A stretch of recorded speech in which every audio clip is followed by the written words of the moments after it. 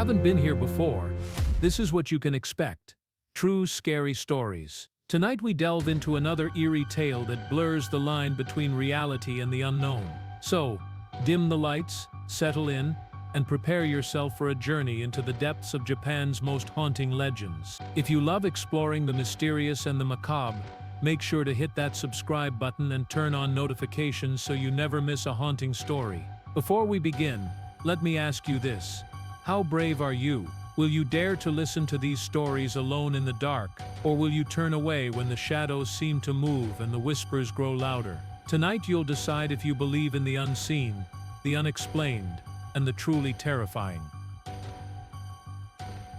Title: The School Sep's Shadow. The moon hung low in the sky, casting long, eerie shadows over the decrepit school building. Once a place of laughter and learning, it had long been abandoned, its windows boarded up and its halls consumed by dust and decay. The whispers of its haunted past were enough to deter most from even considering a visit. But for four curious explorers, Yuki, Haruto, Kana, and Takashi, the allure of the unknown proved irresistible. Armed with flashlights and cameras, they set out to uncover the mysteries hidden within the school's walls, eager for the thrill of a ghostly encounter. They had heard the stories, of course. The stories of the school that had been abandoned after a tragic fire years ago, one that claimed the lives of several students and teachers. Some said it was the restless spirits of those who perished in the flames that haunted the old building, their laughter and cries echoing through the empty halls. But none of them truly believed in ghosts, not at first. As they stood before the school's rusted gate, the air around them seemed unnaturally still.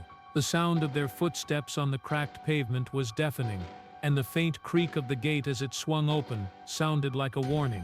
But they were determined. Takashi, the most adventurous of the group, led the way, his flashlight cutting through the darkness as they crossed the threshold and entered the school grounds. The air inside the school was thick, musty, and stagnant. Dust particles swirled in the beams of their flashlights, and the floors creaked under their weight. The silence was suffocating, broken only by the occasional drip of water from a leaky roof. It felt as if the building itself was holding its breath, waiting for something, waiting for them. They made their way through the main entrance, past a set of old lockers whose paint had peeled away, revealing the rusted metal beneath. The walls were covered in faded chalk markings, remnants of lessons long forgotten. Kana shuddered as she ran her fingers along one of the windows, wiping away a layer of grime. The sound of her hand moving across the glass was almost too loud, echoing through the empty halls. But as she looked out into the yard beyond, something caught her eye. A sudden movement. It was quick, barely perceptible, just a fleeting shadow on the other side of the glass. Kana froze, her heart skipping a beat. She blinked, but when she looked again, there was nothing. Just the dark, empty yard. Haruto, who had been walking ahead with Takashi, turned back to see Kana staring at the window, her face pale. "What's wrong?" he asked, his voice low. Kana hesitantly. I thought I saw something. Over there, outside the window, something moved." The others glanced over, but the yard was empty. Nothing stirred, except for the overgrown weeds, swaying in the breeze. Yuki, always the skeptic, rolled her eyes. Yuki dismissively. "Probably just a tree branch or a trick of the light. Let's keep moving." Reluctantly, Kana followed them deeper into the school. The further they ventured, the more oppressive the atmosphere became. The air grew colder, and the floor beneath their feet seemed to groan in protest. The school had an unsettling aura about it, an oppressive, heavy feeling that made it hard to breathe.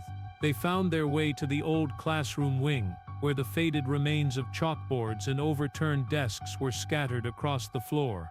Haruto took out his camera, eager to document the eerie scene. He snapped a few photos, the flash lighting up the room in short bursts. But as the light flickered off, they heard it, the faint sound of children's laughter, high-pitched and playful, but unmistakably distant. At first, they thought it was a trick of their minds, a product of the unsettling atmosphere. But the laughter continued, echoing through the walls of the classroom. It was soft, almost muffled, like the sound of children playing in another room. But there was no one else in the building, Not a soul. Takashi turned to the others, his eyes wide with disbelief. "Did you hear that?" he whispered, his voice trembling. Yuki nervously. "It's just the wind. It has to be the wind." But the laughter grew louder, more distinct. It was as if it was coming closer, drawing nearer with each passing second. Takashi moved toward the door, his hand gripping the flashlight tightly. "I'm going to check the hall," he said, his voice tight with anxiety. "You stay here." Haruto, Yuki and Kana watched as Takashi stepped into the hallway, the beam of his flashlight slicing through the darkness. The laughter echoed behind him, growing louder and more insistent. It seemed to come from every direction at once, bouncing off the walls and filling the room with an unnerving, almost mocking tone. And then, just as suddenly as it had started, the laughter stopped. A deep, oppressive silence descended upon them. It was as if the building itself had exhaled, holding its breath once again. But the silence was worse than the laughter. It felt wrong, unnatural, as though something was watching them, something that should not be there. Takashi turned back to the group, his face pale. "Guys, you need to see this," he called out. Reluctantly, the others followed him into the hallway. They froze in their tracks as they saw what he was pointing at: handprints. Dozens of small, childlike handprints were smeared across the dusty windows lining the hallway. Some were faint, almost invisible, but others were fresh, as though they had been pressed against the glass moments before. The handprints were smeared in a way that seemed almost deliberate, as if the children had been pressing their hands against the glass, waiting for someone to notice. But the windows were covered in dust. No one had been here for years. The realization hit them all at once, and the oppressive air seemed to close in on them. Who did this?" Kana asked, her voice trembling. She stepped forward, her hand hovering over one of the prints, as though she could somehow erase it by touch. Before anyone could answer, they heard it again. A soft, eerie giggle, a child's giggle, but twisted with a sinister edge. It came from the far end of the hallway, where the light from their flashlights barely reached. The giggle grew louder, more excited, as if the unseen children were playing a game, drawing closer with every passing moment. And then, in the farthest corner of the hallway, something moved, a shadow dark and flickering like a distorted figure. It was a child, a small pale figure, standing just out of sight. Takashi's flashlight flickered, the beam wavering. He swallowed hard, his eyes wide with terror. "We need to leave. Now," Yuki urgently. "Let's go. This place is cursed." But as they turned to flee, a sudden icy sensation gripped Yuki's shoulder. She gasped, her body freezing in place as a cold, clammy hand gripped her tightly. The pressure was unrelenting, as though something was holding her back, pulling her into the darkness. Yuki's breath hitched in her throat as the cold hand squeezed her shoulder. It wasn't a figment of her imagination. It was real. The icy touch burned through her jacket, sending a wave of terror through her body. She spun around, her flashlight flashing wildly, but there was nothing there. Nothing but the empty hallway. Her friends spun to see her, and as she looked up at them, her face was pale, her eyes wide with fear. "Something's here," she gasped, her voice barely above a whisper. Takashi and Haruto grabbed her by the arms, pulling her away from the spot, as Kana cried out in fear. The sound of their rapid footsteps echoed through the empty halls as they sprinted toward the exit, their hearts pounding in their chests. The laughter followed them, now distorted, as if mocking their desperate flight. The handprints on the windows seemed to shift and move, as if alive, pressing against the glass. And behind them, they could feel the presence, something lurking in the darkness, following them just out of sight. With one final desperate push, the group reached the front doors of the school, throwing them open and spilling out into the cold night air. The laughter faded as they stepped into the yard, but the chill on their skin remained, as if the shadow of the school still clung to them. They never spoke of that night again. The fear they felt, the cold hand gripping Yuki's shoulder, it lingered long after they had escaped. And though the school was left behind, they knew it was never truly gone. The school's shadow remained with them, lurking in the corners of their minds, a reminder of the children who had never left, and the laughter that still echoed through its halls. Asterisk, as the moon set behind the abandoned school, the wind began to pick up again, rustling the leaves and carrying with it the faintest sound of laughter. The school, still standing in the distance, seemed to watch them, waiting for the next group of curious souls to come too close.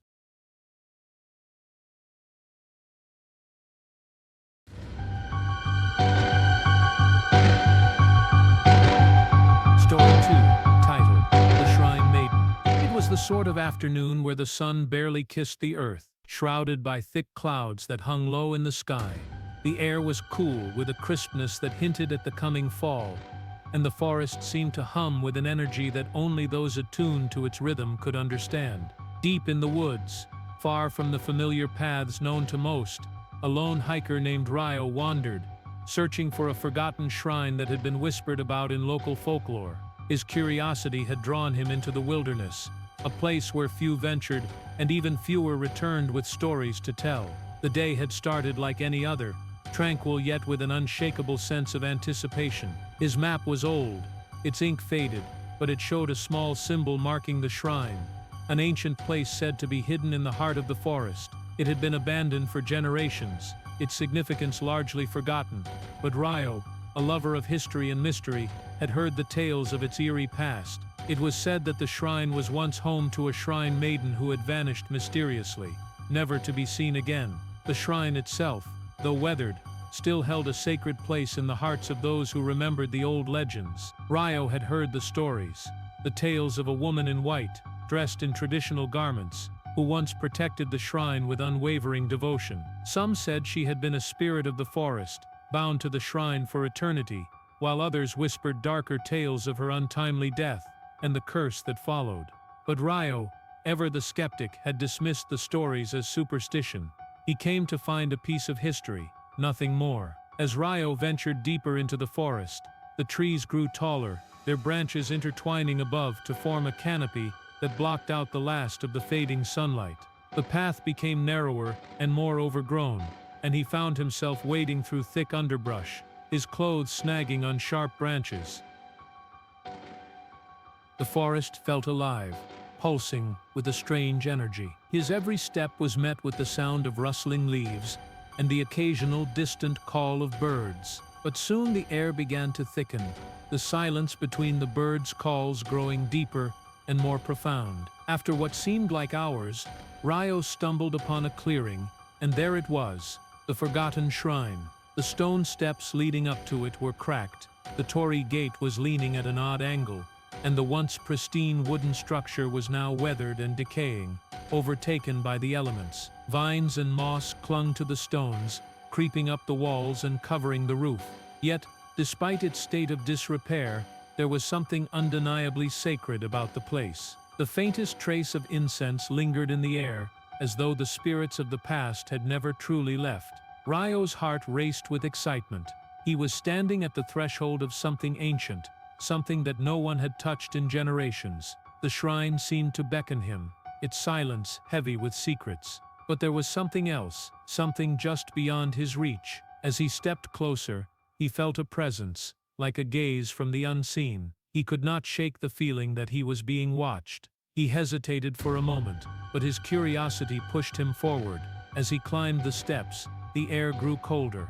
It was as if the temperature had dropped several degrees in the span of a few moments, and a chill ran down his spine. He reached the top and stood before the shrine itself, an altar covered with offerings that had long since withered, and a small hand-carved statue of a deity that seemed to watch over the area. Ryo's flashlight flickered as he scanned the space, its beam cutting through the darkness, illuminating cracks in the stone and forgotten relics scattered on the ground. It was then that he saw her. In the soft, flickering glow of the flashlight, he saw her standing before the altar. A woman dressed in traditional shrine maiden garments, her kimono, a delicate white adorned with intricate patterns of flowers and waves. Her hair was long and black, cascading down her back in perfect waves. She stood in silent prayer, her head bowed slightly, as though offering a quiet ritual to the spirits of the shrine. She looked ethereal, as if she had stepped from the pages of a forgotten legend. Ryo's heart skipped a beat. His first instinct was to approach, but something stopped him. There was a strange stillness in the air, an unnatural quiet that filled the clearing. His breath came out in shallow gasps, and his legs felt heavy. He watched, entranced, as the woman remained motionless, her presence calming yet unsettling at the same time. The more he looked at her, the more he felt a pull, a sense of gravity that drew him in.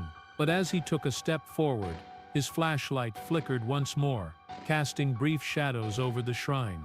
When the light steadied, the woman was gone. It happened in an instant. One moment, she was there, and the next, she was not. Ryo blinked, his heart pounding in his chest. He turned his head rapidly, scanning the area. There was no sign of her, no trace of her delicate kimono or her long hair. She had simply vanished, as if she had never existed. Ryo's mind raced as he looked around the shrine, hoping for an explanation. Had he imagined it? Had the fatigue of the hike finally caught up with him? He quickly dismissed the thought, rationalizing that he must have been hallucinating or seeing things in the dim light. Still, something gnawed at him, a deep feeling of unease that refused to be shaken. He stayed at the shrine for a few more minutes, hoping to catch another glimpse of the mysterious figure. But as time passed, the forest grew quieter, and the cold seemed to settle deeper into his bones. Reluctantly, he decided it was time to leave. Ryo left the shrine with a heavy heart, unsure of what he had witnessed. But as he descended the stone steps, he couldn't shake the thought of the woman's disappearance. Her sudden vanishing haunted him, and a nagging curiosity tugged at him. Was she a ghost, a spirit of the shrine, or was there something more to her presence, something that demanded understanding? Days later, after returning home, Ryo couldn't stop thinking about the shrine. Something about the encounter lingered in his mind, a riddle he couldn't solve. Eventually, he decided to return. He couldn't explain why. Perhaps it was a desire for closure, or maybe the pull of the unknown had become too great to ignore. Regardless of the reason, Ryo made his way back to the forgotten shrine, determined to find answers. Ryo returned to the shrine a week later, under the cover of dusk. The forest seemed even more oppressive this time, the trees towering over him like silent sentinels. The air was heavy with an almost suffocating silence, as though the world itself had grown still in anticipation. He made his way back to the clearing and approached the shrine once more. The stone steps were still cracked, the air still cold, but something was different this time. There was an aura around the place, a hum that vibrated in his chest. He climbed the steps and approached the altar, his heart racing. The atmosphere felt heavier now, as though the spirits of the past were watching him, waiting for him to uncover their secrets. As he stood before the altar, his flashlight caught something unusual at the base of the shrine. Etched into the stone foundation, almost hidden beneath the creeping moss, were words. Ryo bent down, his heart pounding in his ears, as he carefully wiped away the moss and dirt that obscured the inscription. The letters were faint, worn by time, but he could make out the name Yukiko. His breath caught in his throat as he read the name again. Yukiko, the same name he had heard in the local stories, the name of the shrine maiden who had vanished long ago. The realization hit him like a thunderclap. This was no mere legend. The woman he had seen at the shrine had been Yukiko herself, the very spirit who had once protected this sacred place. As Ryo stared at the name etched into the stone, the forest around him seemed to come alive. The air grew thick with energy, and the silence was broken by the faint sound of whispers, soft and distant, like a prayer carried on the wind.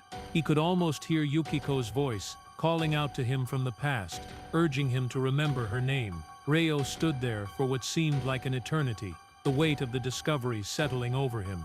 Yukiko had been bound to the shrine for reasons he could not yet understand, her spirit lingering in the forgotten corners of the forest.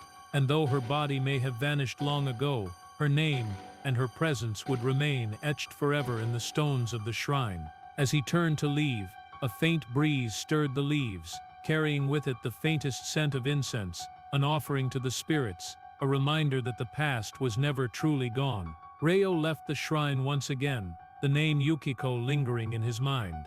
The encounter, the vanishing, the discovery, it all felt like a dream. but he knew it was real. The shrine maiden had never truly left, and though the forest would one day reclaim the shrine, Yukiko's spirit would remain, watching over it for eternity, waiting for the next curious soul to stumble upon her forgotten home.